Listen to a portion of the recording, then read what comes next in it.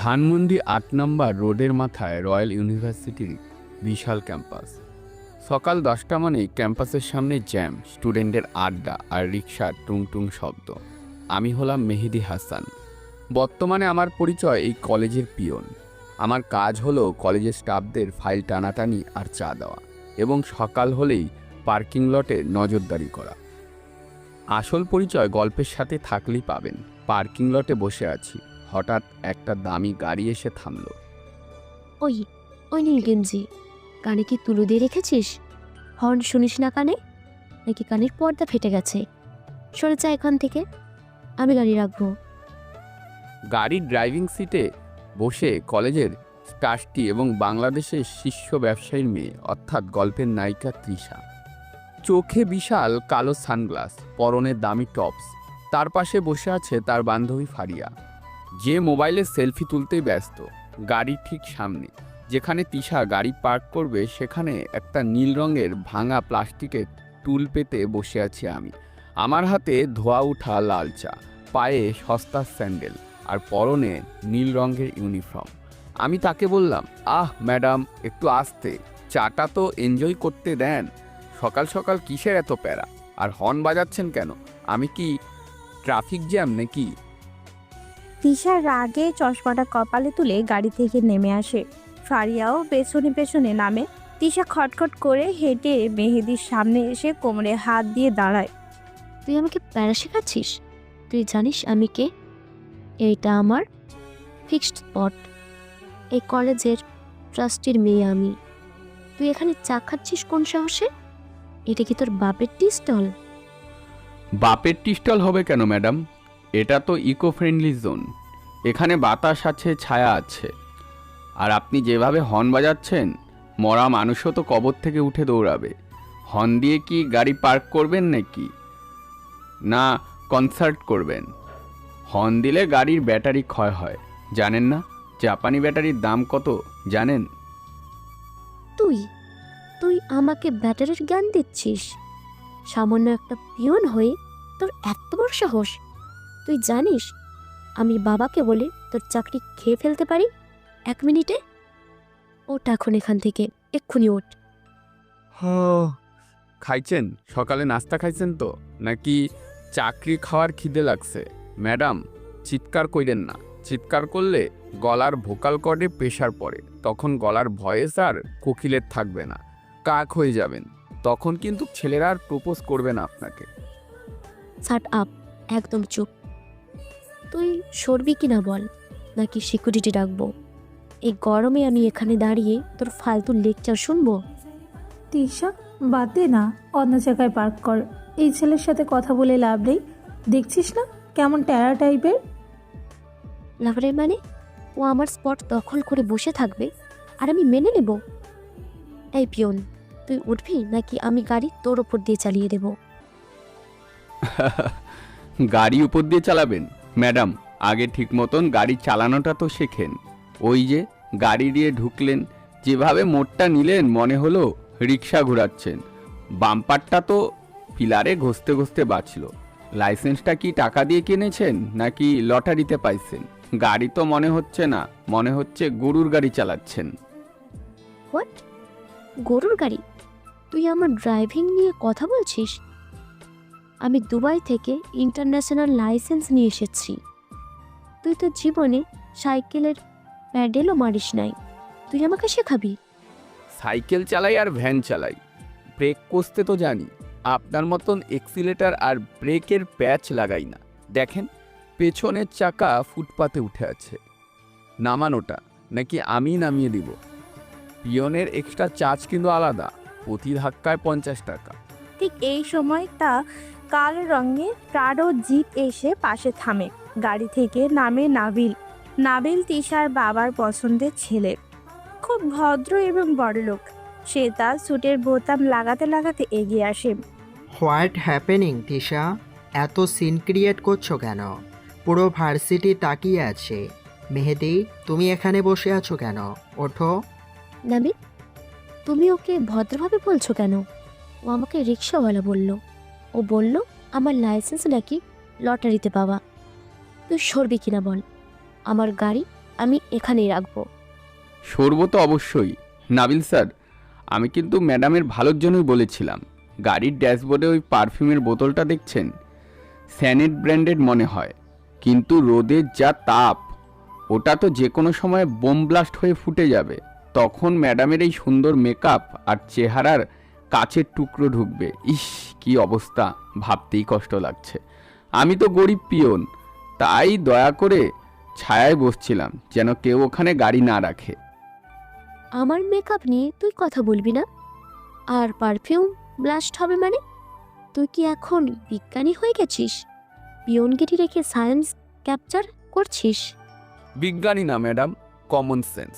Physics বলে কাচের বোতলে লিকুইড অ্যালকোহল থাকে, রোদে গাড়ির ভেতরে গ্রিনহাউস এফেক্ট হয়, টেম্পারেচার 55 ডিগ্রি পার হয়ে যায়, তখন স্পিরিট এক্সপ্লেন্ট করে, মানে ফুলে ফেঁপে ওঠে। বোতলটা ব্লাস্ট হতেই পারে।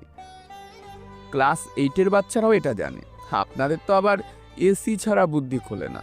নাবিল স্যার, ওনাকে একটু বুঝান, গাড়িটা ওই কোনায় রাখতে বলেন, ওখানে ছায়া আছে আর পিলারটারও দূরে, অন্তত গাড়িটা আস্ত থাকবে। ওয়েল, টেকনিক্যালি মেহেদি ভুল বলেনি তিশা। অ্যালকোহল, ফ্ল্যাম্বল আর হিট পেলে প্রেসার বাড়ে। বোতলটা ড্যাশবোর্ডে রাখা রিক্সি, আর ওই কর্নারটা ইজি হবে পার্ক করার জন্য। চলো ওখানে রাখি। সিরিয়াসলি নাবিল, তুই এই থার্ড ক্লাস পিয়নের সাইডে নিচ্ছিস?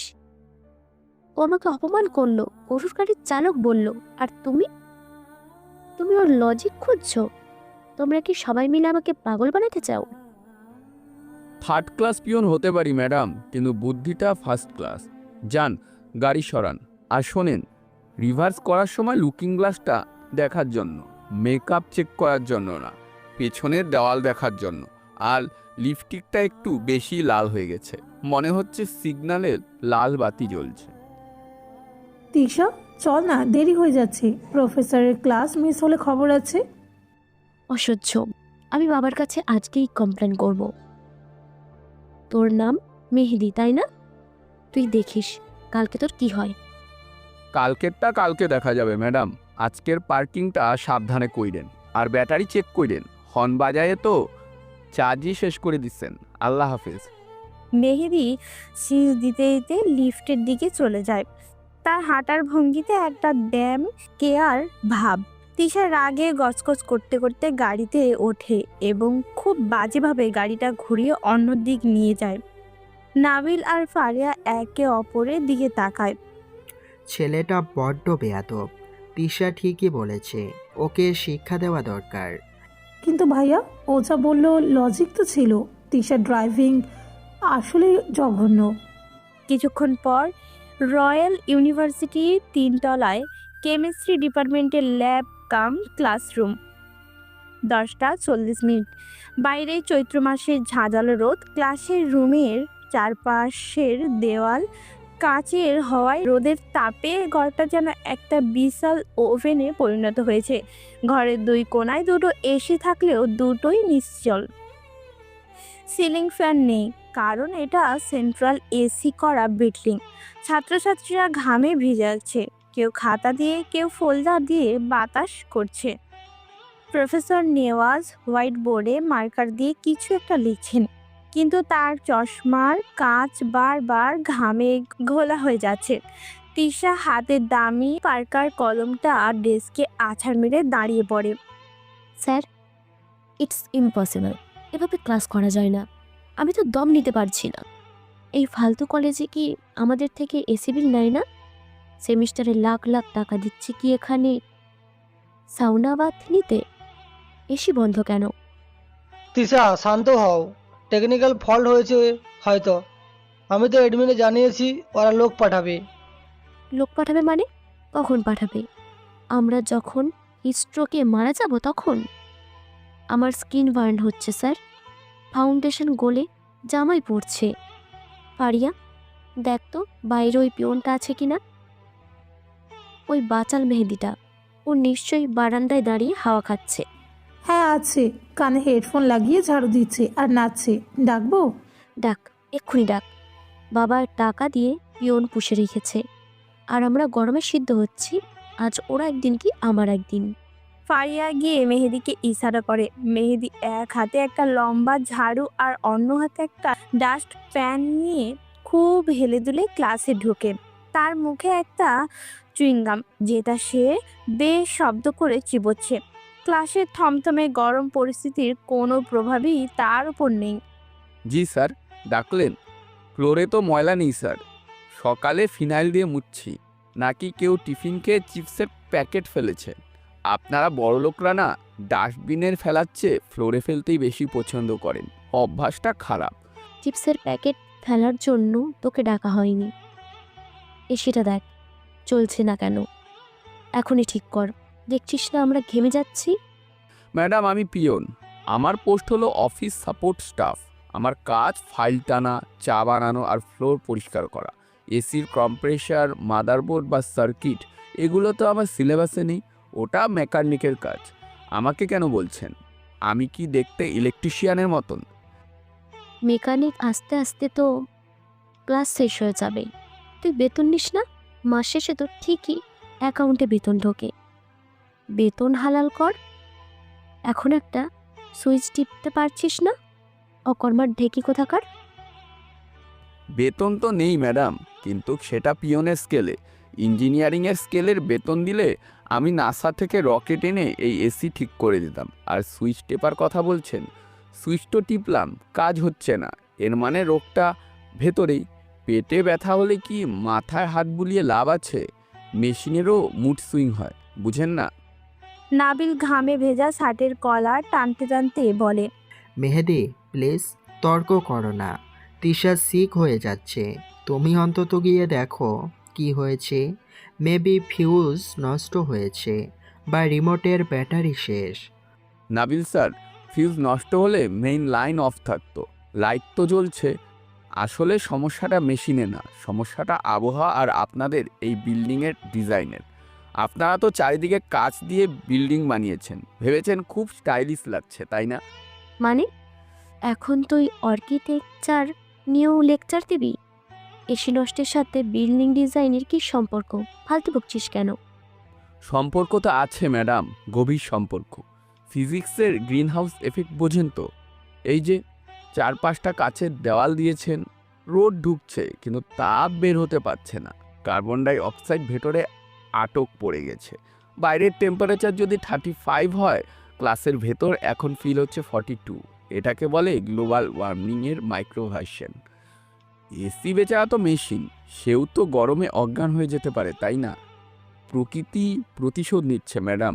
আপনারা গাছ কেটে বিল্ডিং বানাবেন আর এসি আপনাদের বাঁচাবে? ইম্পসিবল। ভাইয়া তোমার লজিক থামাও প্লিজ। আমাদের মেকআপ গলে যাচ্ছে, মাস্কারা গলে ভূত হয়ে যাচ্ছি, আর তুমি গ্লোবাল ওয়ার্মিং বোঝাচ্ছ। কিছু একটা করো না, আমরা মারা গেলাম।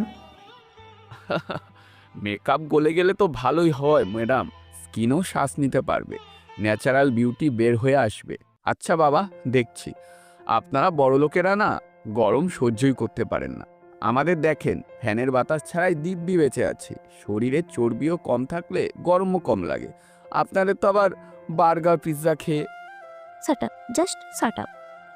এসি ঠিক করবি নাকি আমি বাবার কাছে ফোন দিব?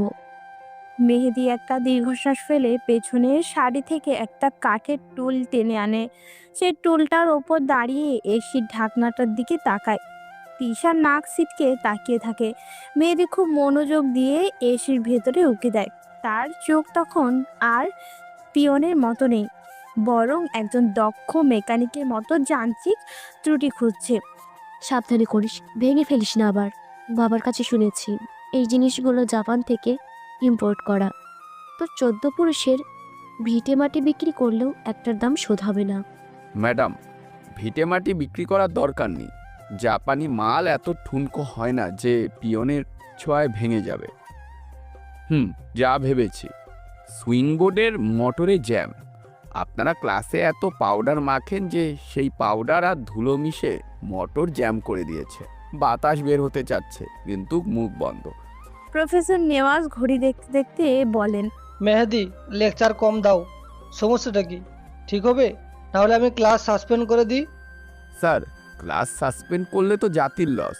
এসি ঠিকই আছে, শুধু বাতাস বের হওয়ার মুখটা প্যারালাইজড হয়ে গেছে, মানে আটকে গেছে। ছোট একটা ধাক্কার দরকার, মেকানিক পুশ। মেহেদি পকেট থেকে একটা সাধারণ 5 টাকার বল পেন বের করে। সে পেনের পেছনের অংশ দিয়ে এসির ভেন্টের কোণায় একটা নির্দিষ্ট পয়েন্টে ম্যানুয়াল রিসেট বাটন চাপ দেওয়ার জন্য পজিশন নেয়। তুই কলম দিয়ে এসে ঠিক করবি? এটা কি তোর পরীক্ষার খাতা যে কলম দিয়ে লিখলেই মিলে যাবে? ইডিয়েট কোথাকার। নাবিল, ওকে নামাও, ও এসিটা নষ্ট করে ফেলবে। ম্যাডাম আর্কিমেডিস বলেছিলেন আমাকে একটা লাঠি দাও, আমি পৃথিবী উল্টে দেব। আর আমি তো শুধু একটা এসির ব্লেড উল্টাচ্ছি। বিজ্ঞানে বিশ্বাস রাখুন, পিওর না হলেও চলবে। Wait and watch. মেহেদি কলম দিয়ে খট করে একটা চাপ দেয়, সাথে সাথে এসির ভেতর থেকে একটা যান্ত্রিক ঘর শব্দ হয় এবং আটকে থাকা ব্লেডটা ধীরে ধীরে খুলে যায়। ফিসফিস শব্দে ঠান্ডা বাতাস বের হতে শুরু করে। মুহূর্তেই গরম হাওয়া সরে গিয়ে ঠান্ডা বাতাস তিশার মুখে লাগে। ওয়াও, গ্রেট জব মেহেদি, তুমি তো দেখি অলরাউন্ডার। কলম দিয়েই এসি ঠিক করে ফেললে, ম্যাজিশিয়ান নাকি? মেহেদি টুল থেকে নেমে কলমটা পকেটে রাখতে রাখতে বলে, অলরাউন্ডার না স্যার, এটাকে বলে দেশি টেকনিক। মেকানিকরা এসে আপনার থেকে 500 টাকার বিল সার্ভিস চার্জ হিসেবে, আর বলতো মাদারবোর্ড গেছে। আমি ফ্রিতে করে দিলাম। এই 500 টাকা দিয়ে তিশা ম্যাডামকে একটা ঠান্ডা জুস কিনে খাওয়াবেন। ওনার সুগার লেভেল মনে হয় ড্রপ করছে, তাই মেজাজটা খিটখিট করছে। আমার সুগার লেভেল ঠিকই আছে, তুই চুপ কর। এই, তুই হাত ধুয়েছিস? হাত কেন ম্যাডাম? আমি কি আপনার লাঞ্চ বক্সে হাত দিয়েছি নাকি আপনার চুলে হাত দিয়েছি? তর্ক করবি না। তুই এই নোংরা এসি ধরলি, ঝাড়ু ধরলি, ওই হাতেই তো আবার ডিপার্টমেন্টের পানির ফিল্টারে হাত দিবি, গ্লাস ধরবি। ছি, তোদের মতো লোকগুলোর কোনো হাইজিন সেন্স নেই। কেন বলতো? তোদের শরীর ভর্তি জীবাণু। তোরা ছোঁয়াচে রোগের মতো। স্যানিটাইজার আছে সাথে কারো? দে তো ওকে একটু। জীবাণু? ম্যাডাম, আপনি যে ভ্যানিটি ব্যাগটা কোলের উপর রেখে বসে আছেন, ওটার তলায় কত জীবাণু আছে জানেন? মাইক্রোবায়োলজি বলে টাকার নোটে টয়লেটের সিটের চেয়েও বেশি ব্যাকটেরিয়া থাকে। আপনারা যে টাকাগুলো পার্স ভর্তি করে ঘোরেন, ওগুলো তো হাজার হাজার মানুষের হাতে ঘুরে আসে। মাছওয়ালা, রিক্সাওয়ালা, কসাই, এমনকি ভিক্ষুকের হাতেও ঘুরে আসে। আপনারা কি টাকা ধরার পর ডেটল দিয়ে হাত ধন না, অথচ ওই টাকা দিয়ে দিব্যি বার্গার চিবিয়ে খান। আমার হাতে তো শুধু একটু ধুলো মাটি ময়লা, আর আপনাদের হাতে অদৃশ্য জীবাণু খালি। হাইজিন আসলে সাবানে না ম্যাডাম, হাইজিন থাকে মনে। ঘৃণা যার মনে বেশি, সে সাবান দিয়ে গোসল করলেও নোংরা। How dare you! তুই আমাকে টাকার খোঁটা দিচ্ছিস আর আমাকে হাইজিন শেখাচ্ছিস? তুই জানিস আমি দিনে কতবার স্যানিটাইজার ইউজ করি? Get out from my class. Enough Mehedi, that's enough. তুমি এসে ঠিক করেছো, ধন্যবাদ। এবার ক্লাস থেকে বের হও। তুমি বড্ড বেশি কথা বলো, ক্লাসের ডিসিপ্লিন নষ্ট হচ্ছে। আর তিশা, তুমিও চুপ করো, ক্লাস করতে দাও। সরি স্যার, আসলে সায়েন্সের স্টুডেন্টদের হাইজিন জ্ঞান দিচ্ছিলাম তো। চলি স্যার। বাতাস খান ম্যাডাম, মাথা ঠান্ডা হবে। আর হ্যাঁ, এসি কিন্তু 18 ডিগ্রিতে দেওয়া হয়েছে। বেশিক্ষণ থাকলে আবার মেকআপ জমে ক্র্যাক করবে, তখন কিন্তু আমাকে ব্লেম দেবেন না, খেয়াল রাখবেন। মেহেদি শীষ দিতে দিতে ক্লাস থেকে বেরিয়ে যায়। তার যাওয়ার ভঙ্গি দেখে মনে হয় সে কোনো যুদ্ধ জয় করে ফিরছে। তিশার আগে ফুঁসতে থাকে, কিন্তু ঠান্ডা বাতাস তাকে শান্ত করতে বাধ্য করে। প্রফেসর নেওয়াজ মেহেদির যাওয়ার পথের দিকে তাকিয়ে থাকেন। তার অভিজ্ঞ চোখ মেহেদির হাতের কাজ আর কথার ধরন দেখে কিছুটা সন্দিগ্ধ হয়ে ওঠে। একটা সাধারণ পিয়ন এত নিখুঁতভাবে এসির ম্যানুয়াল রিসেট বাটন চিনল কি করে? কেমিস্ট্রি ল্যাব, 3 তলার রয়্যাল ইউনিভার্সিটির। সময় দুপুর 12:30। ক্লাস শেষের পর। দুপুরে ক্লাসের সব ছাত্রছাত্রী বেরিয়ে গেছে, পুরো করিডোর এখন ফাঁকা। কেমিস্ট্রি ল্যাবের ভারী কাঠের দরজাটা ভেতর থেকে আধখোলা। ভেতরে পিনপতন নীরবতা, শুধু কাঁচের বিকারের টুংটাং শব্দ। প্রফেসর নেওয়াজ ল্যাবের একদম শেষের টেবিলে ঝুঁকে আছেন। তার হাতে একটা টেস্ট টিউব, যাতে নীল রঙের একটা ঘন তরল পদার্থ। তিনি খুব সাবধানে ফোটায় ফোটায় সেটা আরেকটা বিকারে ঢালছেন।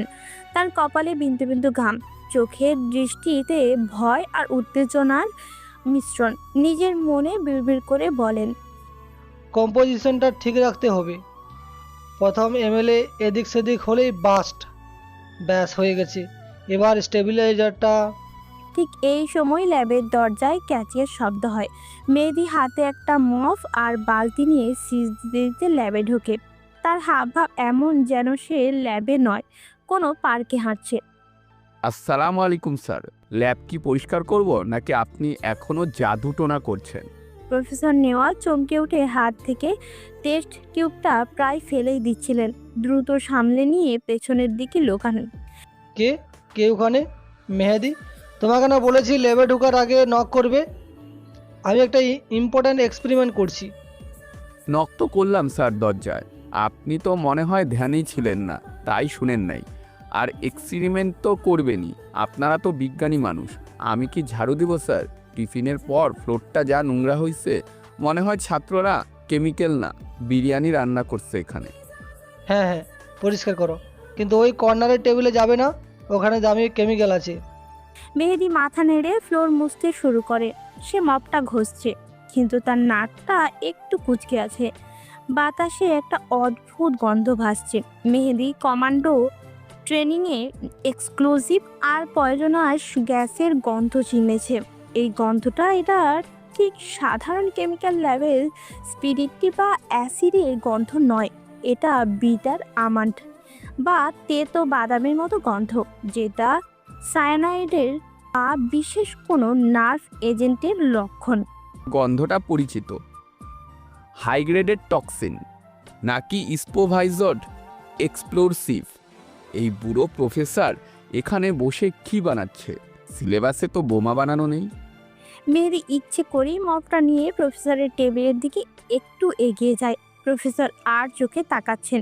মেহেদি হঠাৎ মপের বাড়ি দিয়ে টেবিলের কিনারায় রাখা একটা ডাস্টার নিচে ফেলে দেয়। এই গাধা, কি করলি? আমি না বললাম এদিকে আসবি না? ও সরি স্যার, আসলে ফ্লোরটা পিছলে তো ব্যালেন্স রাখতে পারিনি। কিন্তু স্যার একটা কথা বলি, মাইন্ড করবেন না। কি কথা, তাড়াতাড়ি বলে বিদায় হও। স্যার আপনি কি কোনো নতুন পারফিউম বানাচ্ছেন নাকি আতর? গন্ধটা না কেমন জানি একদম পোড়া তেঁতুল কাঠের মতন লাগছে, নাকি বাসি বাদামের মতন। আমার দাদি একবার ইঁদুর মারার বিষ দিয়েছিল খেতে, ঠিক ওই রকম গন্ধ। ওহ, তুমি সত্যি একটা মূর্খ মেহেদি। এটা একটা অর্গানিক কম্পাউন্ড, রিয়াকশন হলে এমন গন্ধ হয়। এটা বিষ না, আর পারফিউমও না। তুমি যাও তো, ওই দিকটা মুছো গিয়ে। জি স্যার, যাচ্ছি। অর্গানিক পারফিউম, অর্গানিক বোমা না হলেই হয়। যা গন্ধ, মশা তো মরেই যাবে, মানুষ মরে কি না কে জানে। ঠিক এই সময় করিডোর থেকে হিলের খটখট আওয়াজ পাওয়া যায়।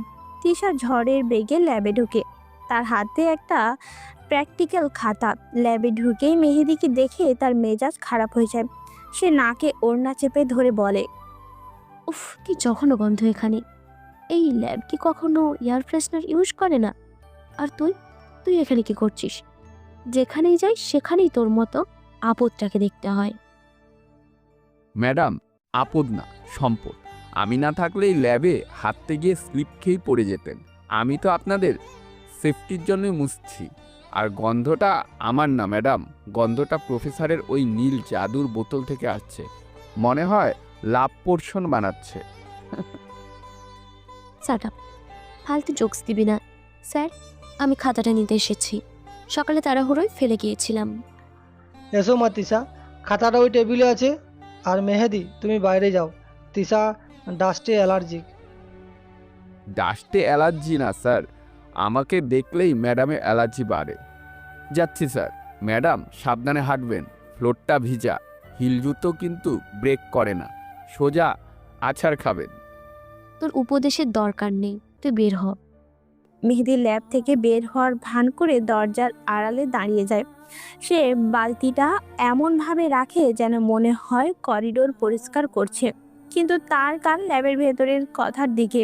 তিশা খাতাটা হাতে নিয়ে প্রফেসরের দিকে ফিরে বলে, স্যার, বাবা বলছিলেন নেক্সট উইকে ট্রাস্টি বোর্ডের মিটিং। আপনি নাকি ল্যাবের ইকুইপমেন্টের জন্য এক্সট্রা ফান্ড চেয়েছিলেন। হ্যাঁ মা, আসলে আমাদের কিছু কিছু রেয়ার কেমিক্যাল ইম্পোর্ট করতে হবে, জার্মানি থেকে আসবে, আর রিসার্চের জন্য খুব দরকার। বাবা বলছিলেন অ্যামাউন্টটা একটু বেশি, 50 লক্ষ টাকা শুধু কেমিক্যালের জন্য। স্যার, আমরা তো ভার্সিটি চালাই, কেমিক্যাল ফ্যাক্টরি না। বাবা একটু কনফিউজড ছিলেন। না না তিশা, তুমি তোমার বাবাকে বুঝিয়ে বলো, এই প্রজেক্টটা সাকসেসফুল হলে আমাদের ভার্সিটির নাম ইন্টারন্যাশনাল জার্নালে আসবে। আর 50 লক্ষ তো ট্রাস্টি বোর্ডের জন্য কিছুই না, আমি লিস্ট পাঠিয়ে দেবো। টাকার সমস্যা না স্যার, বাবা তো চ্যারিটিতেই কোটি টাকা দেয়। কিন্তু বাবা বলছিলেন গতবারের কেনা মেশিনগুলো তো ইউজ হলো না। যাই হোক, আমি বলে দেব সাইন করে দিতে। আমার কাছে এসব হিসাব নিকাশ বোরিং লাগে। আমি বাবাকে বলবো চেকটা রেডি রাখতে। আপনি শুধু শিওর করবেন ল্যাবটায় যেন এসি থাকে, যা গরম। অবশ্যই মা, অবশ্যই। তুমি বাবাকে বলো শিপমেন্ট যেন আটকে না থাকে, কাস্টমসের ঝামেলা যেন উনি দেখে নেন।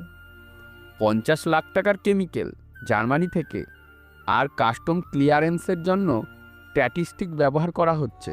এই বুড়ো তো সাধারণ প্রফেসর না। ডাল মে কুছ কালা হ্যায় না, পুরো ডালটাই কালা। ওকে স্যার, আমি আসছি। নাবিল ওয়েট করছে লাঞ্চের জন্য। দরজায় আসতেই মেহেদির বালতিতে হোঁচট খায় তিশা। আচ্ছা, অন্ধ নাকি তুই? বালতিটা মাঝ রাস্তায় রেখেছিস কেন? ম্যাডাম, আমি তো সাইডেই রেখেছিলাম, আপনি তো মোবাইলের দিকে তাকিয়ে হাঁটছিলেন। বলেছিলাম না ফ্লোর ভিজা। ভাগ্য ভালো বালতিতে পা দিয়েছেন, আমার বুকে পা দিলে তো আমি হার্ট অ্যাটাক করতাম। তোর বুকে পা দেওয়ার শখ আমার মরে গেলেও হবে না। সরে দাঁড়া, তোর জন্য আমার জুতোটাই নষ্ট হয়ে গেল। এই জুতোর দাম জানিস? তোর 1 বছরের বেতনের সমান। জানি ম্যাডাম, জানি। ইতালিয়ান লেদার, কিন্তু লেদার তো পানিরোধী না। এখন টিস্যু দিয়ে মুইসে ফেলেন, নইলে ফাঙ্গাস পড়বে। আর বাবার 50 লক্ষ টাকা চেক সাইন করানোর সময় বললেন পিয়নের বেতনটা যেন একটু বাড়িয়ে দেয়, তাহলে পরের বার বালতি না রাইখে লাল গদি বিছিয়ে দিব। Fun, very funny. তুই ওয়েট কর, বাবার মিটিংয়ে তোর কথা আমি তুলবই। বিহাতক কোথাকার। তিশা চলে যায়। মেহেদি ল্যাবের দরজার দিকে একবার তাকায়। প্রফেসর নেওয়াজ তখন ফোনে কাউকে ফিসফিস করে বলছেন। ফান্ডিং কনফার্ম, মাল রেডি রাখো। মেহেদি বালতিটা হাতে নিয়ে সিজ দিতে দিতে চলে যায়, কিন্তু তার চোখের দৃষ্টি এখন আর পিয়নের মতো চঞ্চল নয়। সেখানে শিকারী বাঘের মতো তীক্ষ্ণতা। সে বিড়বিড় করে বলে, 50 লাখ টাকার বিষ, খেলা তো কেবল শুরু প্রফেসর। 4 দিন পর বাড়িধারা DOHS এর একটি আলিশান ডুপ্লেক্স বাড়ির ড্রয়িং রুম। সন্ধ্যা 7:15। পুরো বাড়িটা সোনালি আলোয় ঝলমল করছে। তিশার 21তম জন্মদিনের পার্টি চলছে। ড্রয়িং রুমের মাঝখানে বিশাল সোফা সেট, যার রং গাঢ় মেরুন ভেলভেট। তিশা পরেছে ঠিক একই রঙের একটা এক্সক্লুসিভ শিফন শাড়ি, সাথে স্লিভলেস ব্লাউজ। তাকে পরীর মতো সুন্দর লাগছে, কিন্তু তার মুখে রাজ্যের ক্লান্তি। তিশার পাশে বসে আছে নাবিল। নাবিল আজ নেভি ব্লু শার্ট পরেছে, হাতে অ্যাপেল ওয়াচ, চুলে জেল দিয়ে পরিপাটি। সে এক নাগাড়ে বকবক করেই যাচ্ছে। ইউ নো তিশা, আমি ড্যাডকে বলেছি নেক্সট প্রজেক্ট আমাকে যেন দুবাইয়ের ব্রাঞ্চটা দেখতে দেয়। ঢাকার ট্রাফিক আর পলিউশনে আমার সাফোকেশন হয়। সিরিয়াসলি, লাস্ট উইকে আমার বিএমডাব্লিউতে একটা রিক্সা স্ক্র্যাচ ফেলল। Can you imagine? আমি ভাবছি দুবাই শিফট হয়ে যাব। তুমি কি দুবাই পছন্দ করো? আমরা হানিমুনে।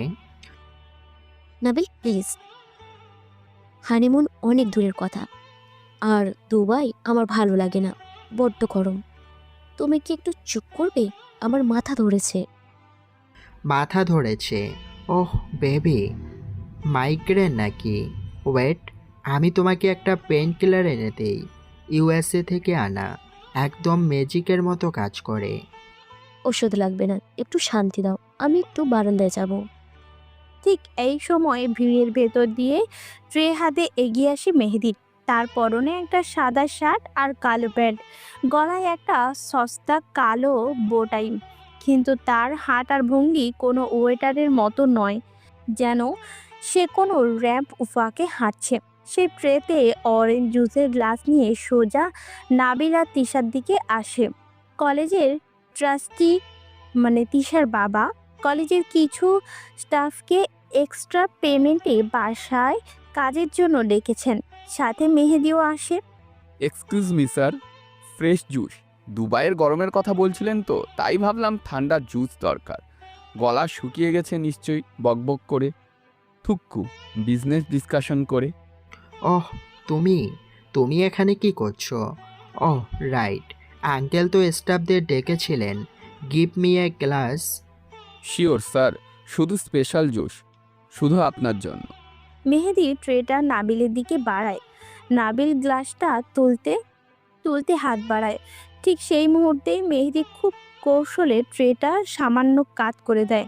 গ্রাভিটি শয়তানি বুদ্ধির সমন্বয়ে এক গ্লাস অরেঞ্জ জুস ছলকে পড়ে নাবিলের দামি নেভি ব্লু শার্টের ওপর। What the hell, you idiot! অন্ধ নাকি তুমি? আমার শ্যুটে, আমার আরমানি শ্যুট হেটা নষ্ট করে দিলে। ও মাই গড মেহেদি, তুই এখানেও ঝামেলা পাকালি? তুই কি কোনো কাজ ঠিকঠাক মতো করতে পারিস না? Sorry sir, extremely sorry. আসলে ট্রেটা একটু স্লিপারি ছিল, আর আপনি যেভাবে দুবাইয়ের গল্পে এক্সাইটেড হয়ে হাত নাড়ছিলেন, ব্যালেন্স রাখা টাফ ছিল। তবে চিন্তা করবেন না স্যার, জুসটা একদম অর্গানিক, কমলা লেবুর দাগ থাকবে না কিন্তু স্যার। কিন্তু কি, গেট লস্ট! তোমার সাহস তো কম না, তুমি আমাকেই জাস্টিফাই করছো। না স্যার, জাস্টিফাই না, বলছিলাম যে জুসের দাগ তো ড্রাই ওয়াশে চলে যাবে, কিন্তু আপনার এই যে রাগের দাগ চেহারায় পড়ে আছে, কপালের ভাঁজ পড়ে আছে, এটা তো পার্মানেন্ট হয়ে যাবে। তখন কিন্তু দুবাইয়ের মেয়েরা আর পাত্তাও দিবে না। একটু হাসেন স্যার, কুল থাকেন। তিশা, তুমি শুনছো? ও আমাকে ইনসল্ট করছে। আঙ্কেল কোথায়? আমি এখনই ওকে ফায়ার করাবো। How dare he! নাবিল, তুমি ওয়াশরুমে গিয়ে ক্লিন করো, আমি দেখছি ওকে। Mehedi, come with me right now. যাচ্ছি ম্যাডাম, কিন্তু কেক কাটা হবে না? আমার তো কেক খাওয়ার দাওয়াত ছিল। তোর কেক খা, আমি বের করছি, আয় আমার সাথে। তিশা মেহেদির শার্টের হাত ধরে টেনে হিঁচড়ে ড্রয়িং রুম থেকে সরিয়ে কিচেনের দিকে নিয়ে যায়। পার্টির গেস্টরা অবাক হয়ে তাকায়, কিন্তু তিশা সেদিকে পাত্তা দেয় না। কিচেনে ঢুকে সে দরজাটা ধপাস করে লাগিয়ে দেয়। কিচেনে এখন শুধু তারা দুজন। বাইরে পার্টির কোলাহল, ভেতরে পিনপতন উত্তেজনা। ঘুরে দাঁড়িয়ে মেহেদির দিকে আঙুল উঁচিয়ে বলে, তুই কি চাস বলতো? আমাকে বেজ্জতি করা? নাবিলের গায়ে ইচ্ছে করে জুস ফেলেছিস, আমি দেখিনি ভাবছিস? তুই কি পাগল হয়ে গেছিস? মেহেদি কিচেনের কাউন্টারে হেলান দিয়ে একটা আপেল হাতে নিয়ে লোফালোফি করতে করতে বলে, ইচ্ছে করে ফেলিনি ম্যাডাম, ফিজিক্সের সূত্র, নিউটনের ল। ওনার হাত আর আমার ট্রেনের মধ্যে একটা ম্যাগনেটিক অ্যাট্রাকশন কাজ করছিল, আর তাছাড়াও ওনার স্যুটটা বেশি চকচকে করছিল। একটু জুস পরে কালারটা ম্যাটে হয়ে গেছে, ভালোই তো লাগছে। তোর ফিজিক্স তোর নিজের পক্ষে রাখ। তুই জানিস নাবিলকে? ও আমার বাবার বিজনেস পার্টনার ছেলে। তুই ওকে সবার সামনে অপমান করলি, আর তোর এই অবস্থা কেন? বাবা সবাইকে ইউনিফর্ম পরে আসতে বলেছিল, তোর ইউনিফর্ম কই? আর এই চুলের এই অবস্থা কেন? মনে হচ্ছে কাকের বাসা বানিয়েছিস মাথায়। তুই কি হিরো আলম হতে চাস? ইউনিফর্ম তো ময়লা হয়ে গিয়েছিল ম্যাডাম, তাই ভাবলাম বার্থডে পার্টিতে একটু স্মার্ট হয়ে আসি। আর চুলের কথা বলছেন, এটাকে বলে মেসি লুক। মেয়েরা তো এই লুকেই ফিদা হয়। অবশ্য আপনার টেস্ট তো নাবিল স্যারের মতন, তেল দেওয়া চুল সেটা আলাদা বিষয়। আমার টেস্ট নিয়ে তুই কথা বলবি না। তুই একটা পিয়নের মতো থাকবি। ওয়েটার হয়েছিস, ওয়েটারের মতো বিহেভ করবি। তোর এই মালিক সুলভ ভাব দেখলে আমার গাটা না জ্বলে যায়। তোর বোটাইটা দেখ, বাঁকা হয়ে আছে, একটা টাইও ঠিক মতো পরতে পারছি না। মেহেদি আপেল চিবোতে চিবোতে তিশার দিকে এক পা এগিয়ে আসে। টাই তো ঠিকই ছিল ম্যাডাম, আপনাকে দেখে হয়তো নার্ভাস হয়ে বাঁকা হয়ে গেছে। কিন্তু একটা কথা বলি, আপনি যে আমাকে ড্রেস কোড আর কালার সেন্স নিয়ে বকা দিচ্ছেন, নিজের দিকে তাকাইছেন? আমার দিকে তাকাবো মানে? আমার শাড়িতে কোনো প্রবলেম আছে? এটা সবুসাচী ডিজাইন, লাখ টাকার শাড়ি। লাখ টাকা শাড়ি হতে পারে, কিন্তু কালার সিলেকশনটা জাস্ট ডিসকাস্টার। ড্রয়িং রুমের ওই মেরুন সোফাটা দেখছেন, আর আপনার শাড়ির কালার দেখছেন, একদম সেম টু সেম। সোফায় যখন বসেছিলেন মনে হচ্ছিল সোফার কুশন নড়াচড়া করছে। আমি তো প্রথমে বুঝতেই পারিনি ওখানে মানুষ আছে নাকি সোফা কথা বলছে। ক্যামোফ্লেজ টেকনিক ভালোই শিখছেন। তুই তুই আমাকে সোফার কুশন বললি? কুশন? ইউ রাস্কেল, তোর সাহস কত? রাগেন কেন ম্যাডাম? আমি তো কমপ্লিমেন্ট দিলাম, ম্যাচিং ম্যাচিং।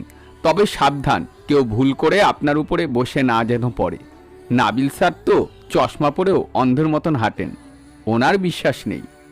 তিশা রাগে কাছে থাকা একটা প্লেট তুলে মেঝেতে আছাড় মারে। Get out, get out from my house. তোর মুখ আমি দেখতে চাই না। আর এক মুহূর্ত যদি তুই এখানে থাকিস, আমি সিকিউরিটি দিয়ে তোকে পিটিয়ে বের করব। প্লেটটা ভাঙলেন কেন ম্যাডাম? বোন চায়না ছিল মনে হয়। দামি জিনিস রাখলে আপনার লস, আমার না। আচ্ছা যাচ্ছি, কিন্তু নাবিল স্যারকে বললেন জুসের দাগ তোলার জন্য লেবুর রস দিতে। আর আপনাকে জন্মদিনের উইশটা তো করাই হলো না। Happy birthday to you Kushan queen. Mehedi, Mehedi মুচকি হেসে কিচেনের পেছনের দরজা দিয়ে বেরিয়ে যায়। তিশা রাগে কাউন্টারের ওপর হাত মুঠো করে দাঁড়িয়ে থাকে। তার শ্বাস দ্রুত ওঠানামা করছে। সে আয়নায় নিজের দিকে তাকায়। শাড়ি আর সোফার কালার আসলেই এক। সে নিজের মনেই বিড়বিড় করে। অসভ্য ছোট লোক। কিন্তু আয়নায় নিজের চুলের দিকে তাকিয়ে বলে, ও কেন বললো নাবিলের চেয়ে ওর মেশি হেয়ার স্টাইল ভালো? ইস, আমি কেন ওর কথা ভাবছি? I hate him. Tisha kitchen থেকে বের হতে যাবে, ঠিক তখনই নাবিল কিচেনে ঢুকে। তার স্যুটে এখনো হালকা জুসের দাগ। তিশা, তুমি এখানে? ওই ইডিয়েটটা কোথায়? আমি পুলিশে কল দিব ভাবছি। তিশা হঠাৎ নাবিলের দিকে তাকিয়ে মেহেদির বলা কথাটা মনে পড়ে যায়। তেল দেওয়া চুল। নাবিলের পরিপাটি চুলের দিকে তাকিয়ে তিশার কেন জানি হাসি পায়, আবারও রাগও লাগে। নাবিল, পুলিশে দিতে হবে না, আমি ওকে বের করে দিয়েছি। চলো কেক কাটবো। আর প্লিজ স্যুটটা খুলে ফেলো। তোমাকে কেমন যেন ভেজা বিড়ালের মতো লাগছে। ভেজা বিড়াল? তুমিও? রাত 8:30। বাড়িধারার ডুপ্লেক্স বাড়ির ছাদে সাজানো বাগান, মৃদু বাতাস বইছে। নিচতলায় পার্টির হুল্লোড়, মিউজিক আর হাসাহাসি শব্দ। কিন্তু ছাদের ওপরটা একদম শান্ত। আকাশের চাঁদটা মেঘের আড়ালে। তিশা ছাদের রেলিং ধরে একা দাঁড়িয়ে আছে। তার চোখে পানি।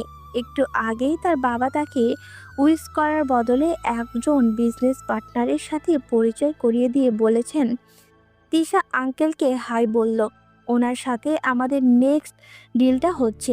তিশা নিজেকে খুব একা আর অপমানিত মনে করছে। হঠাৎ ছাদের দরজায় খটখট শব্দ। মেহেদি হাতে একটা কফি মগ নিয়ে ধীর পায়ে এগিয়ে আসে।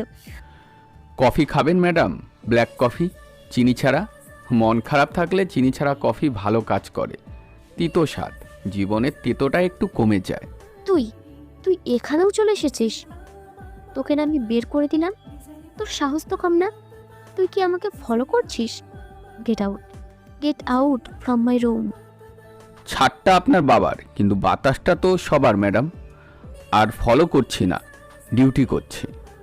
আপনার বাবা বললেন তিশা কোথায়, দেখো তো, তাই আসলাম। কফিটা খান, মাথা ধরা কমবে। বাবা পাঠিয়েছে? মিথ্যেবাদী। বাবা তো জানেই না আমি কোথায়। বাবা এখন ওই টাকলা মাস্টার চৌধুরীর সাথে ডিল সাইন করতে ব্যস্ত। আমার জন্মদিন তো ওনার কাছে জাস্ট একটা বিজনেস ইভেন্ট। তুই জানিস মেহেদি, আজ আমার 21তম জন্মদিন। বাবা আমাকে কি গিফট দিয়েছে জানিস? একটা হীরের নেকলেস, দাম নাকি 15 লাখ টাকা। কিন্তু কিন্তু একবারের জন্য আমাকে জড়িয়ে ধরে বলেন, শুভ জন্মদিন মা। একবারও না। 15 লক্ষ টাকার নেকলেস অনেক দামি গিফট। দামি? তোর কাছে দামি মনে হয়, আমার কাছে ওটা জাস্ট একটা পাথর। আমি চেয়েছিলাম বাবা আজ অফিস বাদে আমার সাথে ডিনার করবে, ছোটবেলায় যেমন করতো। কিন্তু না, ওনার কাছে ক্লায়েন্ট ইম্পর্ট্যান্ট, প্রফিট ইম্পর্ট্যান্ট। আমি তো জাস্ট এই বাড়ির একটা শোপিস। সুন্দর শাড়ি পরে সেজেগুজে দাঁড়িয়ে থাকবো, আর বাবা গেস্টদের বলবে, দেখো এটা আমার মেয়ে, আমার ট্রফি। হঠাৎ তিশা মেহেদির শার্টের কলারের দিকে তাকিয়ে বলে, তুই হাসছিস না কেন? হাস, বড় লোকদের দুঃখ দেখে তোদের খুব মজা লাগে তাই না? বল, আমি নাটক করছি বল। মেহেদি পকেট থেকে রুমাল বের করে তিশার দিকে বাড়িয়ে দেয় না, বরং নিজের হাতে রাখে। হাসছি না ম্যাডাম, কারণ নাটক মনে হচ্ছে না। আসলে মানুষ টাকার পেছনে কেন ছোটে জানেন? কেন? কারণ মানুষ ভাবে টাকা থাকলেই সব কেনা যায়, নিরাপত্তা কেনা যায়, ক্ষমতা কেনা যায়। টাকা মানুষকে একটা দেওয়াল তৈরি করে দেয়, যার ভেতরে সে নিরাপদ ভাবে। কিন্তু টাকা মানুষকে নিরাপত্তা দেয় ঠিকই, কিন্তু শান্তি দেয় না। শান্তি জিনিসটা খুব সস্তা ম্যাডাম, একটা ফুটপাতের ভাপা পিঠের ধোয়াতেও থাকে, মায়ের হাতের সেলাই করা কাঁথায় থাকে। এসি রুম বা হীরের নেকলেসে শান্তি থাকে না। আপনার বাবা হয়তো আপনাকে নিরাপত্তা দিতে গিয়ে শান্তি দিতেই ভুলে গেছেন। তিশা স্তব্ধ হয়ে মেহেদির দিকে তাকিয়ে থাকে। বাতাসের ঝাপটায় মেহেদির এলোমেলো চুলগুলো উঠছে। তিশার মনে হলো এই ছেলেটা কোনো সাধারণ পিয়ন হতে পারে না। পিয়নের মুখে এত গভীর কথা মানায় না। তিশার বুকের ভেতরটা কেমন যেন করে ওঠে। এই প্রথমবার সে মেহেদির চোখে কোনো ফাজলামি দেখছে না, দেখছে এক অদ্ভুত মায়া। তুই তুই এসব কথা শিখলি কোত্থেকে? তুই তো সারাদিন ফাইল টানিস। আরে ম্যাডাম, বাংলা সিনেমার ডায়লগ গতকাল টিভিতে দেখেছিলাম, গরিবের সংসার, সেখান থেকেই মুখস্থ করেছি। কেমন দিলাম, হিট না? কি তুই সিনেমা দেখে আমাকে জ্ঞান দিচ্ছিলি? আমি এখানে ইমোশনাল হয়ে কাঁদছি আর তুই সিনেমার ডায়লগ দিচ্ছিস? আরে সিরিয়াস হচ্ছেন কেন? তবে কথাটা কিন্তু সত্য। অবশ্য আপনাদের মতন বড়লোকদের শান্তি মনে হয় ব্যাংকের লকারেই থাকে। চাবিটা হারিয়ে গেছে হয়তো, তাই মন খারাপ। বাবার পকেটে খুঁজেন, পেয়ে যাবেন। ইউ বাস্টার্ড, তুই আমার ইমোশন নিয়ে খেলছিস? Get lost. সামনে রাখা কফি মগটা তুলে মেহেদির মুখে ছুঁড়ে মারার জন্য হাত বাড়ায়। তিশা মগটা সজোরে ছুঁড়ে মারে, কিন্তু মেহেদি এক চুলও নড়ে না।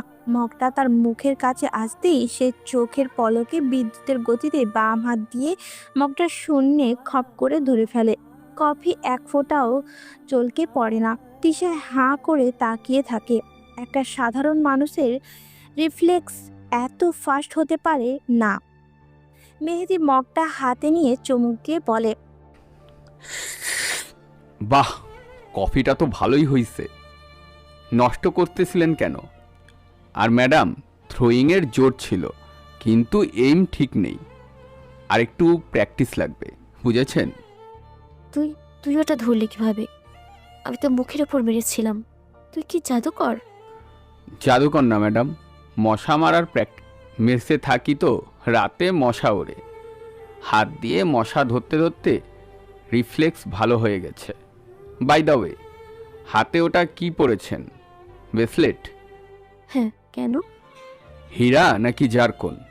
চকচক তো করছে খুব, কিন্তু নিউ মার্কেট মোড়ে 150 টাকা এমন ব্রেসলেট পাওয়া যায়। আমি সেদিন আমার কাজের বুয়ার মেয়ের জন্য একটা কিনেছিলাম, অবিকল এটার মতন। আপনার বাবা কি বাজেটের অভাবে নিউ মার্কেট থেকে গিফট কিনে এনেছে নাকি আপনার জন্য? হোয়াট? তুই আমার ডায়মন্ড ব্রেসলেটকে নিউ মার্কেটের মালের সাথে তুলনা করছিস? এটা টিফানি অ্যান্ড কো এর। এটার দামে তোর পুরো গ্রামটা কেনা যাবে। তুই একটা ছোট লোক, তোর চোখ ছোট, মনও ছোট। তুই জাস্ট জেলাস। জেলাস হবো কেন? কাচ আর হীরা চিনতে ভুল হয় ম্যাডাম, সাবধানে রাইখেন। আবার রং উঠে গেলে মান সম্মান থাকবে না। তিশা এবার আর নিজেকে ধরে রাখতে পারে না। তার অপমান, বাবার অবহেলা আর মেহেদির এই তাচ্ছিল্য সব মিলে সে বিস্ফোরিত হয়। সে মেহেদির দিকে তেড়ে আসে, মেহেদির শার্টের কলার ধরে ঝাঁকাতে ঝাঁকাতে বলে, তুই কি মনে করিস নিজেকে? খুব স্মার্ট, খুব বুদ্ধিমান। তুই একটা পিয়ন, থার্ড ক্লাস কর্মচারী। আমার বাবার টাকায় তোর সংসার চলে, আর তুই আমাকে জ্ঞান দিচ্ছিস, আমাকে অপমান করছিস। আমি তোকে পুলিশে দেব, আমি তোকে জেলে পচাবো। তুই জানিস না আমি কে? আমি তিশা। আমার কথার উপর কেউ কথা বলে না। তুই কেন বারবার আমার লাইফে ইন্টারফেয়ার করিস? কেন তুই আমার গাড়ির সামনে আসিস? কেন তুই আমার জুস ফেলে দিস? কেন তুই আমাকে ফলো করে ছাদে আসিস? তুই কি চাস? টাকা? কত টাকা লাগবে তোর? বল, কত টাকা দিলে তুই আমার পিছু ছাড়বি? কথা বলছিস না কেন? বোবা হয়ে গেছিস? Answer me, answer me, you idiot, you. Tisha থামছেই না। তার চোখ দিয়ে পানি পড়ছে, কিন্তু মুখ দিয়ে অনর্গল কথার খই ফুটছে। সে মেহেদির বুকে কিল মারছে আর বকবক করেই যাচ্ছে। মেহেদি চুপচাপ দাঁড়িয়ে শুনছে, কিন্তু তার চোখে দৃষ্টি বদলাতে শুরু করেছে। তিশার এই পাকলামি, এই অভিমানী বকবকানি মেহেদি ধৈর্যের বাঁধ ভেঙে দিচ্ছে, বা হয়তো অন্য কোনো অনুভূতির জন্ম দিচ্ছে। তুই ভাবছিস আমি দুর্বল, আমি একা, আমি কাউকে কেয়ার করি না। তুই একটা ফালতু রাস্তার ছেলে। তোর সাহস কি করে হয় আমার ব্রেসলেট নিয়ে কথা বলার? মেহেদি হঠাৎই তিশার দুই বাহু শক্ত করে ধরে নিজের দিকে হ্যাঁচকা টান দেয়। চুপ, একদম চুপ। তিশা টান খেয়ে মেহেদির বুকের সাথে মিশে যায়। ছাড় আমাকে, আমি চুপ করব না। আমি বলবো, আমি হাজারবার বলবো, তুই একটা অসভ্য, তুই একটা। তিশা কথা শেষ করার সুযোগ পায় না। মেহেদি মুহূর্তের মধ্যে নিজের মাথাটা নিচু করে তিশার ঠোঁট দুটো নিজের ঠোঁটে দিয়ে আটকে ধরে। তিশার ঠোঁটে এমনভাবে কামড় দেয় যে তিশার বাকি কথাগুলো মেহেদির নিঃশ্বাসের মাঝে হারিয়ে যায়। আকস্মিক এই ঘটনায় তিশার পুরো শরীর পাথরের মতো শক্ত হয়ে যায়। তার চোখ দুটো বিস্ময় বড় বড় হয়ে যায়। এক সেকেন্ড আগেও যে হাত দুটো দিয়ে সে মেহেদিকে ধাক্কা দিচ্ছিল, সেই হাত দুটো এখন অবশ্যই মেহেদির শার্টের কলার খামচে ধরে আছে। ছাদের বাতাস, পার্টির মিউজিক, শহরের কোলাহল সব যেন এক মুহূর্তে মিউট হয়ে যায়। শুধু শোনা যায় দুজনের হৃৎপিণ্ডের ধপধপ শব্দ, যেন বুকের ভেতর হাতুড়ি পেটাচ্ছে। তৃষা প্রথমে বাধা দেওয়ার চেষ্টা করে, কিন্তু মেহেদির এই আকস্মিক আবেগের কাছে তার সমস্ত রাগ, অভিমান আর অহংকার মোমের মতো গলে যায়। তার চোখের কোণ দিয়ে গড়িয়ে পড়া পানি মেহেদির গালে লাগে। কয়েক মুহূর্ত পর মেহেদি ধীরে ধীরে নিজেকে সরিয়ে নেয়। তিশা তখনও ঘোর লাগা চোখে হাঁপাতে হাঁপাতে মেহেদির দিকে তাকিয়ে আছে।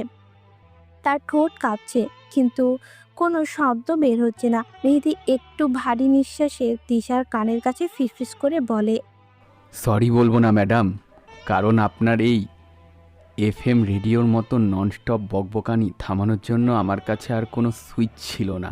এখন কি একটু চুপ থাকা যায়, নাকি আবার স্টার্ট দিতে হবে? তিশার ঘোর লাগা ভাবটা কেটে গিয়ে হঠাৎ বাস্তবে ফিরে আসে। সে এক ধাক্কায় মেহেদিকে সরিয়ে দেয়। তার গাল লজ্জায় আর রাগে টকটকে লাল হয়ে গেছে।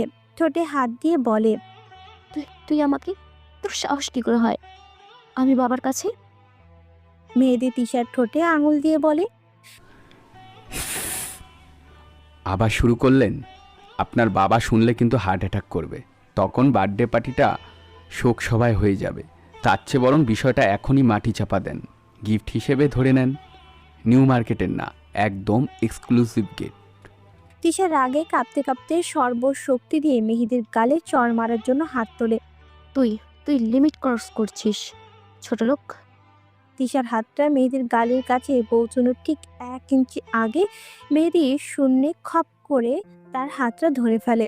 তিশা হাত ছাড়ানোর জন্য মোচড়ামুচড়ি করে, কিন্তু মেহেদির হাতের গ্রিপ যেন লোহার সাঁড়াশি।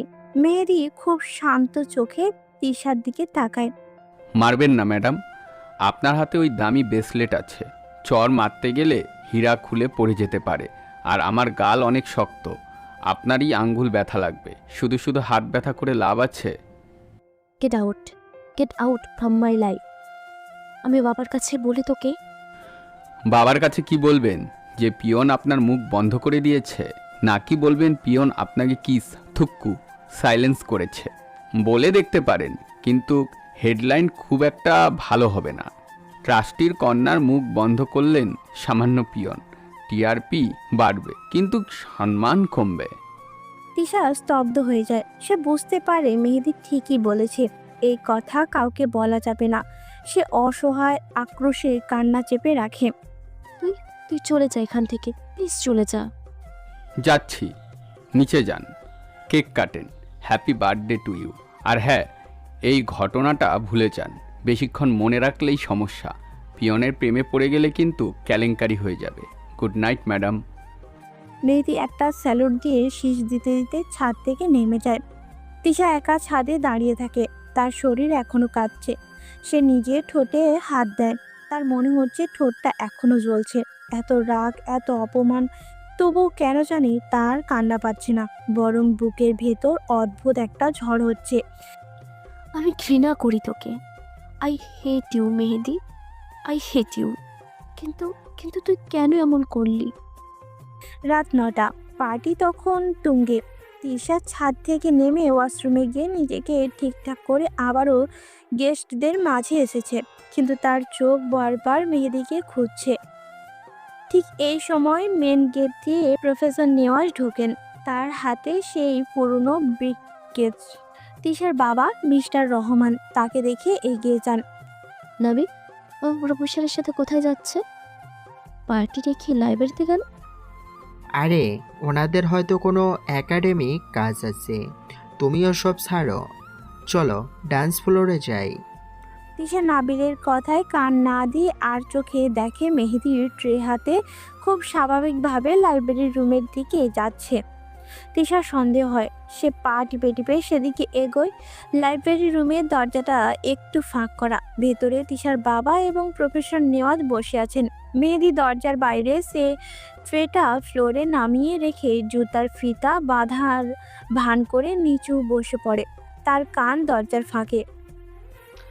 রহমান সাহেব, সব রেডি। শিপমেন্ট চিটাগাং পোর্টে পৌঁছে গেছি। শুধু আপনার সিগনেচারটা দরকার কাস্টম ক্লিয়ারেন্সের জন্য। আমি পেপারস এনেছি। কিন্তু নেওয়াজ সাহেব, কেমিক্যালের পরিমাণটা একটু বেশি মনে হচ্ছে না? 50 লাখ টাকার রিয়েজেন্ট ল্যাবে তো এত দরকার হয় না। স্যার, আপনি তো জানেন না, এগুলো জার্মানি থেকে আসা হাই গ্রেড সলিউশন। আমাদের ভার্সিটির র্যাঙ্কিং বাড়াতে হলে এই রিসার্চ খুব দরকার। আর আমি তো আছি, সব সেফটি মেনটেন করা হবে।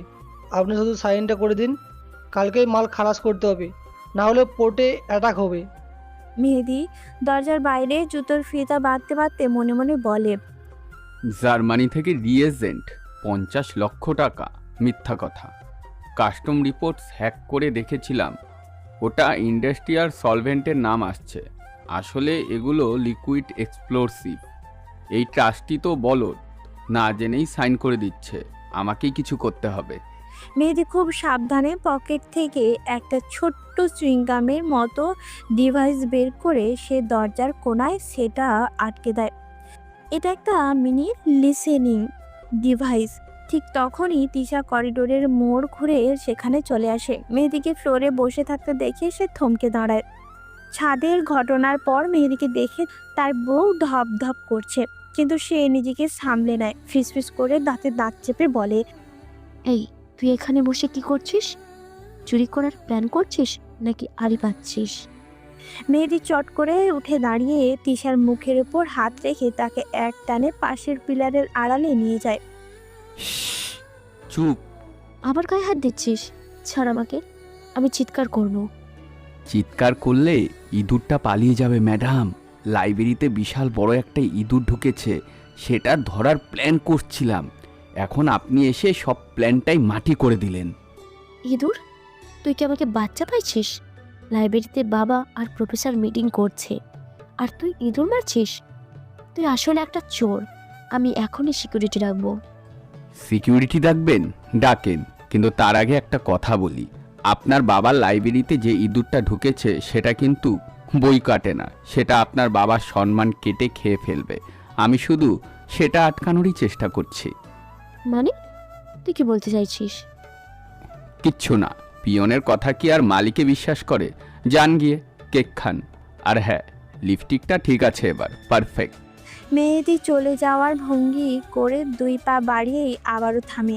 সে ধীরে ধীরে পিছু হটে তিশার একদম কাছে এসে দাঁড়ায়। তিশা পিলারের গায়ে মিশে আছে, তার বুক ধক ধপ করছে। মেহেদি তিশার আপাদমস্তক একবার ভালো করে দেখে। একটা জিনিস কনফিউশন করছে ম্যাডাম। একটু আগে তো মেরুন শাড়ি পরেছিলেন, যেটা সোফার সাথে ম্যাচিং ছিল। এখন হঠাৎ নেভি ব্লু ফিশন, আর ঠোঁটেও ওই টকটকে লাল লিপস্টিকটাও গায়েব। এখন যেটা দিয়েছেন সেটা তো আরও বেশি ডিপ, অনেকটা ওয়াইন কালার। তোর তাতে কি? আমার শাড়ি, আমার লিপস্টিক, আমি যা ইচ্ছে তাই করব। আর আর ওই শাড়িটাই গরম লাগছিল, তাই চেঞ্জ করেছি। তোর কি ধারণা তোর কথাই আমি চেঞ্জ করেছি? Don't be silly, you are just a peon. Mehedi এক হাত পিলারে রেখে তিশার দিকে একটু ঝুঁকে বলে, গরম লাগছিল? এসি তো 18 ডিগ্রিতে দেওয়া হয়েছে ম্যাডাম। ওই ঠান্ডায় গরম লাগে মানে মনের ভিতরে গরম। আর শোনেন, মিথ্যা বলাটা এখনও শিখেন নাই। মেরুন শাড়িটা চেঞ্জ করেছেন কারণ আমি খোটা দিয়েছি, আর লিপস্টিক চেঞ্জ করেছেন কারণ সে একটু থেমে তিশার চোখের দিকে তাকিয়ে বলে, কারণ ছাদে কিস করার সময় আগেরটা নষ্ট হয়ে গেছিল, তাই না? তিশার লজ্জায় কান গরম হয়ে যায়। সে মেহেদির বুকে ধাক্কা দিতে যায়, কিন্তু হাতটা ওখানেই থেমে থাকে। সাটা, একদম বাজে কথা বলবি না। আমি জাস্ট ফ্রেশ হতে গিয়েছিলাম। তোর অপিয়নের কোনো ভ্যালু আমার কাছে নেই, জিরো ভ্যালু। Zero value? তাইলে এই নীল শাড়ি কেন? জানেন, ব্লু কালারটা ট্রাস্টের কালার। মেরুন কালারে আপনাকে লাগছিল অহংকারী মালকিন, কিন্তু এই নীল শাড়িতে আর এই ডিপ লিপস্টিকে আপনাকে লাগতেছে আড়ালের রাজকন্যা, যাকে শুধু দেখা যায়, ছোঁয়া যায় না। আমার চয়েস যে আপনি এত সিরিয়াস নিবেন আগে বুঝি নাই ম্যাডাম। তুই খুব বেশি কথা বলিস মেহেদি। তোর এই মুখটা আমি কি করবেন, আবার বন্ধ করে দিবেন? এখন কিন্তু পার্টি চলছে ম্যাডাম, এখন কিছু করলে হেডলাইন হয়ে যাবে। তার চেয়ে বরং এই নীল শাড়িতেই থাকেন, আপনাকে মানাইছে। অনেস্টলি জাস্ট ওয়াও লাগছে। যা এখন এখান থেকে, কেউ দেখে ফেলবে। যাচ্ছি, তবে মনে রাখবেন, সোফার কালার বদলানো যায়, কিন্তু মনের কালার বদলানো এত সহজ না তিশা ম্যাডাম। নীল শাড়িতে দাগ লাগলে কিন্তু উঠানো কঠিন, সাবধানে থাইকেন। মেহেদি চলে যাওয়ার পর তিশা নিজের শাড়ির আঁচলটা মুঠোর মধ্যে শক্ত করে ধরে বিড়বিড় করে বলে, মনের কালার? ইরের একটা, আমাকে পাগল বানিয়ে ছাড়বে। ধানমন্ডির সেই পার্কিংয়ের ঝগড়ার পর ক্যালেন্ডারের পাতা উল্টেছে। গত 3 মাসে ক্যাম্পাসের দৃশ্য পট একটু বদলেছে। তিশা এখন আর মেহেদিকে দেখলেই তেড়ে আসে না, বরং সকালে ক্লাসে ঢোকার আগে তার চোখ অজান্তেই গেটের পিয়ন বা করিডোরের দিকে মেহেদিকে খোঁজে। যদিও মুখে এখনও সেই আগের মতোই ঝগড়া, কিন্তু ঝগড়াটা এখন একটা অলিখিত অভ্যেসে পরিণত হয়েছে। কলেজ থেকে 3 দিনের স্টাডি ট্যুরে সবাই এসেছে সিলেটে। আজ রাতারগুলে নৌকা ভ্রমণের দিন। ছোট্ট ডিঙি নৌকায় করে সবাই বনে ঢুকছে। দুর্ভাগ্যবশত বা ভাগ্যক্রমে তিশার নৌকায় মাঝির বদলে বৈঠা হাতে বসেছে মেহেদি, আর সাথে আছে বোরিং নাবিল। তিশা নৌকার মাঝখানের পাটাতনটায় 2 হাতে এমনভাবে খামচে ধরে আছে যেন সে টাইটানিকের ডুবন্ত যাত্রী। তার পরনে হালকা আকাশি সালোয়ার কামিজ, চোখে পর্দা ও সানগ্লাস, আর পায়ে দামি ইতালিয়ান স্যান্ডেল। নৌকাটা একটু দুলতেই তিশা চিৎকার করে ওঠে, আহ আল্লাহ, মেহেদি তুই নৌকা থামা বলছি। দেখছিস না পানি ভেতরে ঢুকে যাচ্ছে, আমরা ডুবে যাব। এই মাঝখানে গর্ত আছে সিওর। নাবিল, কিছু একটা করো, ও ইচ্ছে করে নৌকো দোলাচ্ছে। নাবিল লাইফ জ্যাকেটের ফিতাটা অষ্টমবারের মতো টাইট দিতে দিতে নিজেই ভয়ে ঠকঠক করে কাঁপছে।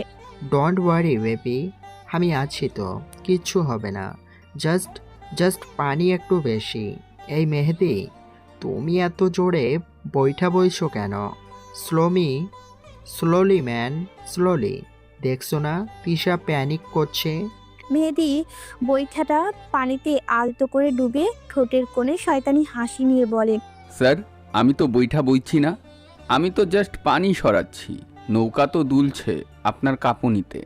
আপনি যদি এভাবে ব্লেন্ডার মেশিনের মতন কাঁপেন তাহলে তো টাইটানিক ডুবে যাবে। একটু রিল্যাক্স হয়ে বসেন না, কোমরে জোর নেই। তুই চুপ করবি? একদম চুপ। তুই আমাকে মারার প্ল্যান করছিস, তাই না? আমি বাবার কাছে শুনেছি এসব জায়গায় পানির নিচে বিশাল বড় বোয়াল মাছ আর কুমির থাকে। যদি এখন একটা কিছু আসে, আমাকে টেনে নিয়ে যায়। ম্যাডাম, কুমির বোকা না। কুমির জানে কাকে খাওয়া যাবে আর কাকে যাবে না। আপনার গায়ে যে পরিমাণের মেকআপ আর পারফিউম, কুমিরের এক কামড় দিলেই ফুড পয়জনিং হয়ে মারা যাবে। কুমিরও তো এখন ডায়েট করে, ভেজাল খায় না। তুই তুই আমাকে কুমিরের খাবারের সাথে তুলনা করছিস? অসভ্য ছোট লোক। নাবিল, তুমি শুনছো না ও আমাকে কি বলেছে? ও বলছে আর আমার মেকআপ নাকি বিষ। Mehedi, mind your language. Tisha is natural beauty. তুমি তোমার বইটার দিকে মন দাও। আর তিশা, তুমি আমার হাত ধরো। ন্যাচারাল তো বটেই স্যার, কিন্তু ম্যাডাম একটা সিরিয়াস কথা বলি। গত 3 মাস ধরে তো দেখছি আজ একটু বেশিই সেজেছেন। আপনার ওই মেকআপ কি ওয়াটারপ্রুফ? এই পচা পানিতে পড়লে কিন্তু মস্করা গালে গিয়ে চোখের নিচে কালি পড়ে যাবে। তখন আপনাকে রাতকানা পেতনির মতন লাগবে। তখন কিন্তু আমি আর নৌকা তুলব না, পৈঠা দিয়ে পিটিয়ে দূরে রাখবো। লোকাল মানুষ ভাববে বনদেবী উঠে আসছে। তিশার রাগে হিতাহিত জ্ঞান হারিয়ে পানি থেকে এক মুঠো পানি তুলে মেহেদির গায়ের ওপর ছিটিয়ে দেয়। তুই পেদিনি দেখেছিস শয়তান? তোর মুখ আমি এই পচা পানি দিয়ে ধুয়ে দেব। আর মেকআপ নিয়ে কথা বলবি না। ছি ছি ম্যাডাম, এই পানি গায়ে দিলেন?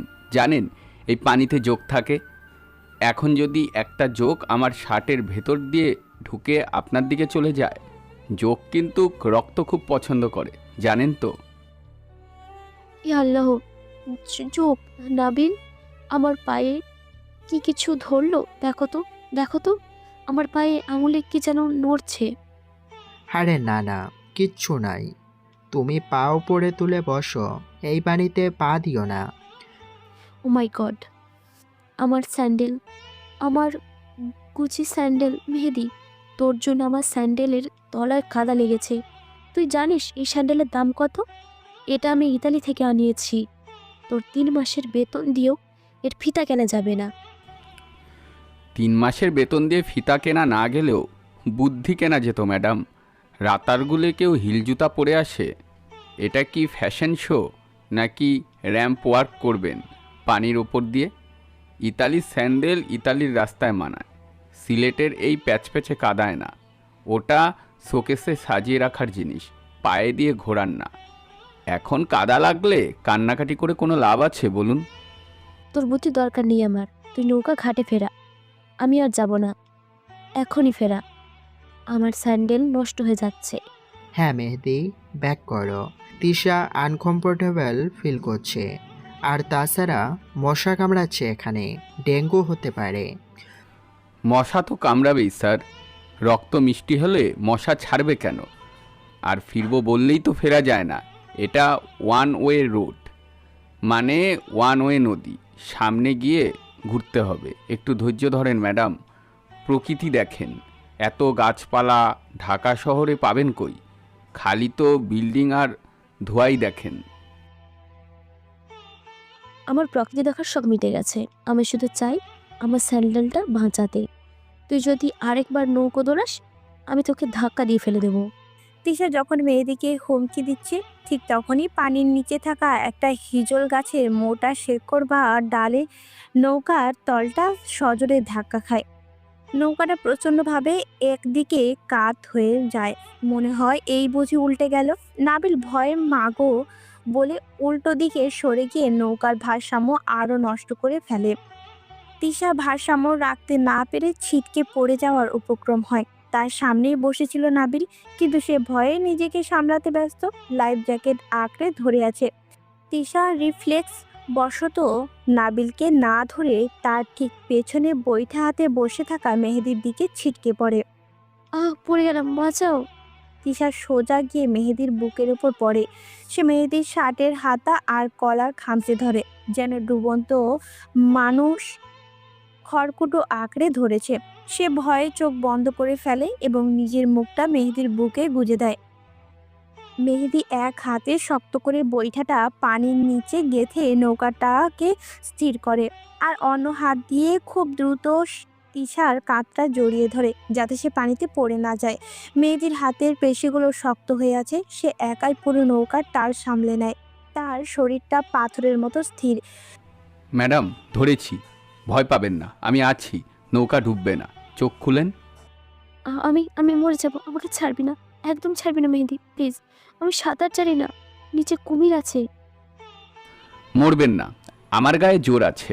আপনাকে শুদ্ধ নৌকো ঘাড়ে করে ডাঙায় তুলে পার হব। চোখ খুলেন, কিচ্ছু হয়নি, জাস্ট একটা ডাল লাগছিল। আর কুমির থাকলে আমি আছি না, আগে আমাকে খাবে, তারপর আপনাকে। তিশা চোখ খোলে না। সে মেহেদির বুকের হৃদস্পন্দন শুনতে পাচ্ছে, এই লোকটার গায়ে ঘামের গন্ধ। কিন্তু অদ্ভুতভাবে এই গন্ধটা তিশার কাছে এখন পৃথিবীর সবচেয়ে নিরাপদ গন্ধ মনে হচ্ছে। নাবিল যে পাশে বসে কাঁপছে সেটা তিশার মাথাতেই নেই। সে শুধু অনুভব করছে মেহেদির শক্ত হাতটা তাকে আগলে রেখেছে। নৌকা স্থির হওয়ার পর নিজেকে সামলে নিয়ে তিশাকে মেহেদির বুকে দেখে জেলাসি হয়ে ওঠে। তিশা, তিশা, তুমি ঠিক আছো? এই মেহেদি, ছাড়ো ওকে। হাউ ডেয়ার ইউ টাচ হার?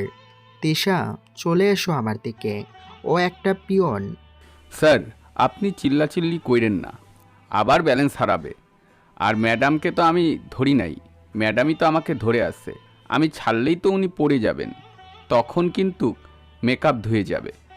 তিশা, তুমি শুনতে পাচ্ছ? ওই ছোট লোক পিয়নটাকে ছাড়ো, ও তোমাকে ইচ্ছে করে ধরে রেখেছে। কাম হিয়ার, আমার হাত ধরো। আমি যাব না। তুমি চুপ করো নাবিল, নৌকো দুললে তুমি তো আমাকে ধরো না। তুমি তো নিজেই ভয়ে মরে যাও। ও আমাকে ধরে রাখো, তুমি কথা বলবে না, তোমার হাতে জোর নাই। শুনলেন তো স্যার, ম্যাডাম হুকুম দিয়েছে। আর ম্যাডাম, আপনি চাইলে সারাদিন এভাবেই থাকতে পারেন, আমার কোনো আপত্তি নেই। কিন্তু আপনার ইতালিয়ান স্যান্ডেল মনে হয় আমার পায়ের নিচে চ্যাপ্টা হয়ে যাচ্ছে। একটু চেক করবেন, নাকি স্যান্ডেল বাদ দিয়ে পিয়নকেই ধরে রাখবেন? তিশা হঠাৎ বাস্তবে ফিরে আসে। সে আস্তে আস্তে মাথা তোলে, কিন্তু মেহেদির শার্টের হাতা ছাড়ে না। সে মেহেদির চোখের দিকে তাকায়।